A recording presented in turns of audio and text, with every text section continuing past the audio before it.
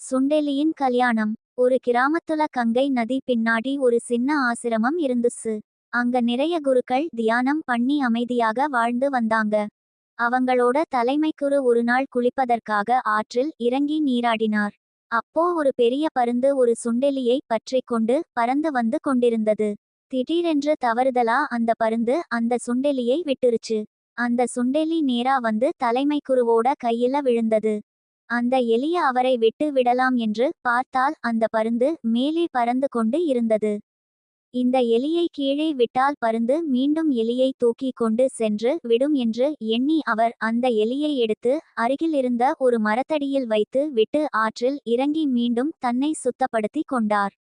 பின்பு நதியிலிருந்து வெளியே வந்து அந்த எலியின் அருகில் அமர்ந்து தனது மந்திர சக்தியினால் அந்த எலியை ஒரு அழகான பெண்குழந்தையாக மாற்றி அந்த பெண்குழந்தையை ஆசிரமத்திற்கு எடுத்துச் சென்றார்.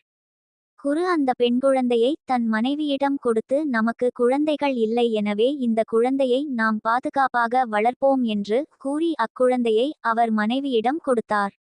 அவர்கள் அக்குழந்தையை மிகுந்த பாசத்துடன் வளர்த்து வந்தனர். மேலும் அக்குழந்தைக்கு நிறைய அறிவியல் மற்றும் வாழ்க்கை பாடங்களை கூறி வளர்த்து வந்தார்.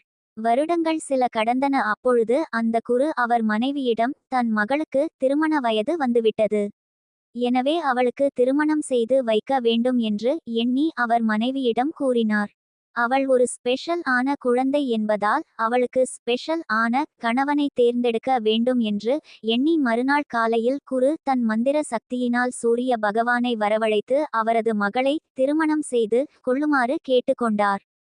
ஆனால் அதற்கு அக்குருவின் மகள், அப்பா, சூரிய பகவான் மிகவும் வெப்பம் வாய்ந்தவர், எனவே இவர் எனக்கு வேண்டாம், எனக்கு ஒரு நல்ல கணவரை தேர்ந்தெடுங்கள் என்று கூறினாள்.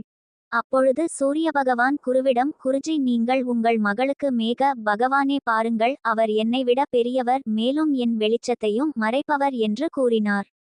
அப்பொழுது மீண்டும் அக்குரு அவரது மந்திர சக்தியினால் மேகங்களின் குருவை வரவழைத்து அவரிடம், மேகங்களின் குருவே, நீங்கள் என் மகளை திருமணம் செய்து கொள்வீர்களா என்று கேட்டார். அதற்கு குருவின் மகள் கூறினாள், அப்பா, மேகங்களின் தலைவர் மிகவும் இருளானவர், மேலும் அவர் ஈரப்பதம் மற்றும் குளிர்ச்சியானவர், எனவே வேறு ஒருவரை தேர்ந்தெடுங்கள் என்று கூறினாள். அப்பொழுது மேகங்களின் குரு கூறினார், நீங்கள் காற்றின் குருவை தேர்ந்தெடுங்கள், அவர் என்னை விடவும் வலிமையானவர் என்று கூறினார். உடனே அவரது மந்திர சக்தியினால் காற்றின் குருவை வரவழைத்து, நீங்கள் என் மகளுக்கு சம்மதம் என்றால் அவளை திருமணம் செய்து கொள்வீர்களா என்று கேட்டார். அப்பொழுது குருவின் மகள், அப்பா, காற்றின் குரு மிகவும் வேகமானவர், மேலும் அவர் ஒரு நிலையான இடத்தில் நிற்க மாட்டார், எனவே எனக்கு வேறு ஒருவரை தேர்ந்தெடுங்கள் என்று கூறினாள். உடனே காற்றின் குரு, மலைகளின் குருவை உங்கள் மகளுக்கு திருமணம் செய்து வையுங்கள் என்று கூறினார். உடனே மீண்டும் அக்குரு மலைகளின் குருவை வரவழைத்து அதேபோன்று கேட்டார். அதற்கும் குருவின் மகள் சம்மதிக்கவில்லை. உடனே மலைகளின் குரு, நீங்கள் எலிகளின் ராஜாவை கூப்பிட்டு பாருங்கள், அவர் எங்களையே துளை போட்டு விடுவார், எங்களை விட வலிமையானவர் என்று கூறினார். உடனே குரு அவரது மந்திர சக்தியினால் எலிகளின் ராஜாவை வரவழைத்தார். மீண்டும் குரு எலிகளின் ராஜாவை பார்த்து, என் மகளுக்கு சம்மதம் என்றால் நீங்கள் அவளை திருமணம் செய்து கொள்வீர்களா என்று கேட்டார். அப்பெண் எலிகளின் ராஜாவை பார்த்து மிகவும் வெட்கப்பட்டாள். உடனே குரு அப்பெண்ணை ஒரு அழகான பெண் எலியாக மாற்றி விட்டார். பின்பு அந்த ராஜா எலிக்கும் இந்த பெண் எலிக்கும் திருமணத்தை நடத்தி வைத்தார். கருத்து: நம்முடன் பிறந்த குணத்தை நம்மால் மாற்ற முடியாது. Web links.